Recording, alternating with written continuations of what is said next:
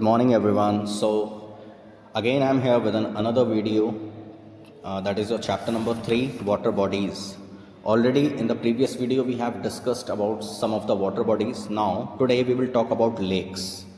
So it is part 2 of water bodies. So what is the meaning of lakes? It is also a water body. A lake is an inland body of water that does not have much water movement. They usually have a river or a stream through which water flows into the lakes or flows out of it. Most lakes have fresh water, but there are some lakes that have salt water. Some lakes do not have a natural outflow and lost water. And lost water by evaporation or underground seepage. They are termed as endorheic lakes. So now let's talk about major lakes of the world. So first lake is Lake Baikal. Lake Baikal is the world's deepest lake. It is located in southern Russia and is approximately 1642 meter deep. Lake Baikal is the deepest freshwater lake in the world. It is also considered to be the cleanest lake in the world.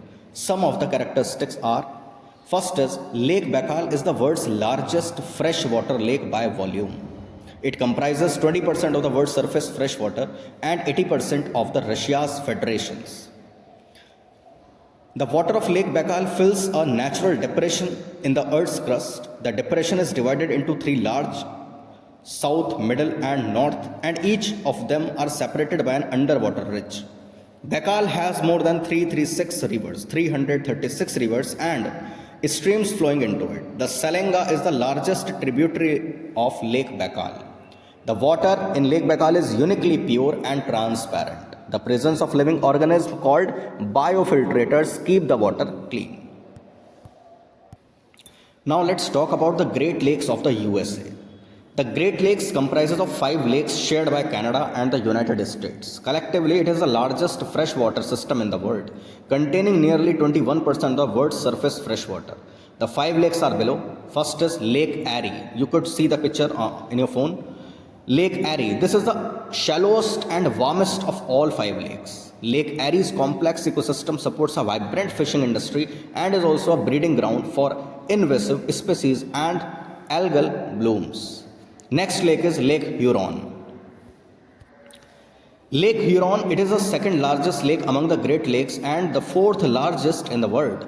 With an area of 59,600 km square, it also contains the world's largest lake island, that is Manitoulin Island. The primary inlet for Lake Huron is St. Mary's River and the main outlet is St. Clair River. Next river is Lake Michigan. The only Great Lake lying entirely in the United States is Lake Michigan, the 3rd largest of 5 lakes. Then Lake Ontario. Although the Lake Ontario is the smallest of all Great Lakes, more Canadians live on its watershed than on any other watershed in the country. Next lake is Lake Superior. The largest among the 5 lakes, Lake Superior contains more water as compared to the other 4 lakes combined. This northernmost Great Lake is rich in natural resources and is also known for its cool together and clean water. The Great Lakes are today used as a major water transport corridor for bulk goods.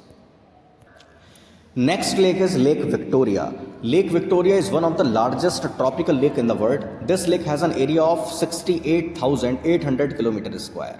It is surrounded by Kenya, Uganda and Tanzania and is only 276 feet deep. The lake is located in a shallow depression and receives water from thousands of small streams and from direct precipitation. Next lake is Lake Titicaca. Lake Titicaca is the largest freshwater lake in South America and is also regarded as the highest navigable lake in the world. Lake Titicaca is said to be the cradle of Peru's ancient civilization and therefore it is much venerated. What is the meaning of venerated? Regarded with much respect. More than 25 rivers empty into Lake Titicaca. Next is Lake Chilika. Lake Chilika is the largest water lagoon in Asia and is situated on the east coast of India. In the state of Odisha, it covers an area of about 1,165 km square. Lake Chilika is a repository of rich ecological diversity with over 400 vertebrates of both brackish and freshwater species.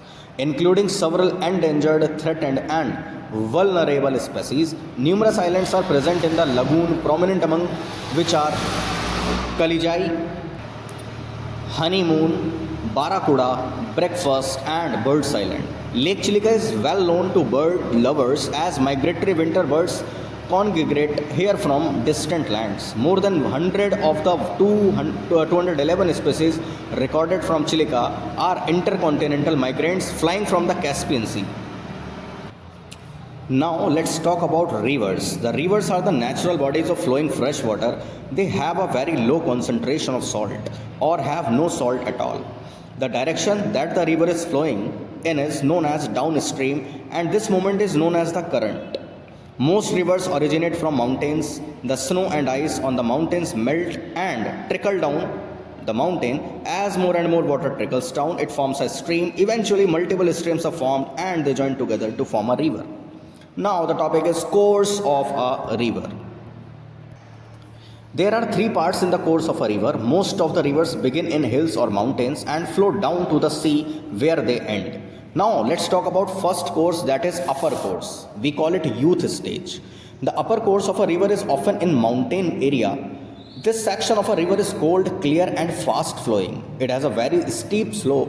When the river flows down through the upper course, the channel is narrow and water current is very strong. This causes a vertical erosion and forms a V-shaped valley.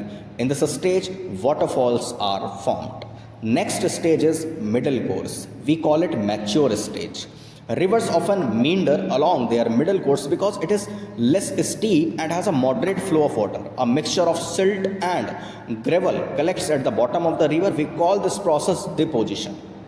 At this stage, small meanders or bends and small floods plain are formed. Next stage and the last is lower course. We call it old stage. The lower course is where the river flows gently because the gentle slope of the land. This course also looks like a lake habitat. This winding part of a river contains muddy, slightly warmer water which flows much more slowly. Plants grow in the riverbed and at its edges.